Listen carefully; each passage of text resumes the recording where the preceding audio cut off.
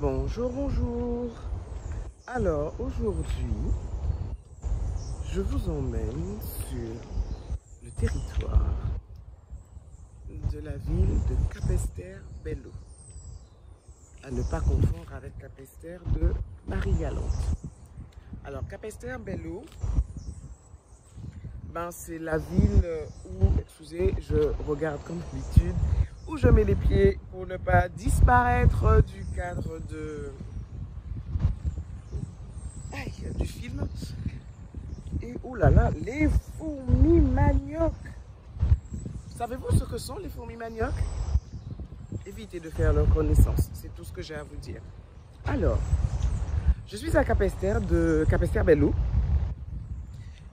ville où en 1493 Christophe Colomb a mis les pieds en Guadeloupe. Il y a d'ailleurs, je crois, un buste de Christophe Colomb à Sainte-Marie, très exactement, de Capesterre. Et ici,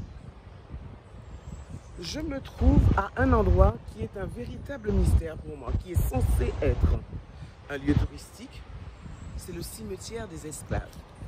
Sauf que, pour y arriver, il faut y avoir franchement envie, parce que ce n'est pas très bien indiqué. Et en plus, quand on est sur le site, à part admirer la beauté du site, il n'y a aucun endroit vraiment où il est indiqué que le cimetière, que les tombes sont là, quoi. Mais le lieu est magnifique. Je ne sais pas si vous entendez le bruit des vagues, le bruit de la mer, et en même temps le bruit des oiseaux.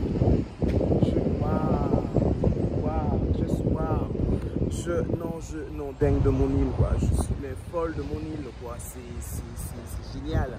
Alors, il y a une super réverbération. Alors, Capesterre, pour revenir à Capesterre, ce sont les chutes du Carbet. Ce sont les chutes du Carbet, je vous y invite, ça sans aucun problème.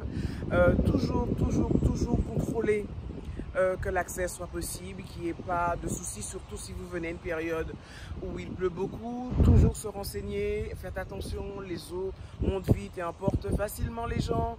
Donc soyez prudents, mais découvrez avec grand plaisir les chutes du Carbet. C'est pour moi le lieu incontournable de Capesterre-Belle-Eau. Et aussi pour les photos, l'allée du manoir. Alors l'allée du manoir, c'est une allée que j'adore. C'est un souvenir d'enfance également. Pour moi, quand en venant de Basse-Terre, on allait vers Pointe-à-Pitre, qu'on passait l'année du manoir, c'était magique pour moi. Donc l'année du manoir, c'est un lieu où il n'y a plus beaucoup de voitures qui circulent, puisqu'il y a eu une déviation qui a été faite pour aller vers Pointe-à-Pitre. Donc beaucoup de personnes s'y promènent, s'y baladent, courent, et pour les photos c'est parfait. Alors la femme que je vais mettre à l'honneur aujourd'hui est une femme que Capesterre-Belle-Eau a conduit à sa dernière demeure il n'y a pas si longtemps que cela, c'était le mois dernier très exactement, à l'âge de 82 ans, c'est Sylviane Telchid. Alors pourquoi Sylviane Telchid? C'est une femme qui était professeure de français et de créole, et pendant une grande partie de sa vie, elle s'est battue pour que le créole soit enseigné, pour que le créole soit un peu comme, je ne sais pas si vous vous souvenez de Dany Bébel-Gisbert, sauf qu'elle a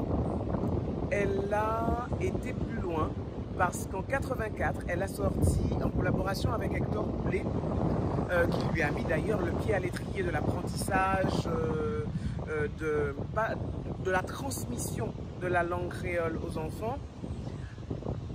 Ils ont sorti ensemble le premier dictionnaire français créole. Et Sylviane Telchid a aussi traduit des grands classiques de la langue française comme l'Avare de Molière.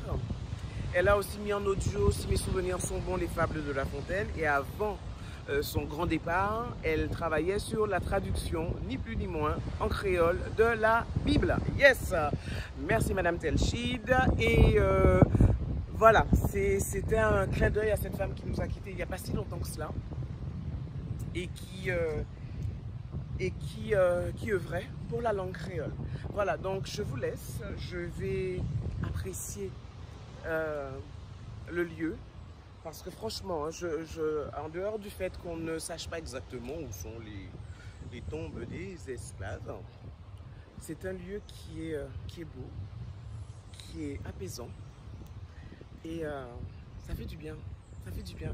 Je crois que c'est ce que j'aime dans mon île, dans mon pays, c'est cette capacité qu'on a à facilement et rapidement trouver un lieu pour se déconnecter des tumultes de la vie. Ok? On se voit demain. Bye!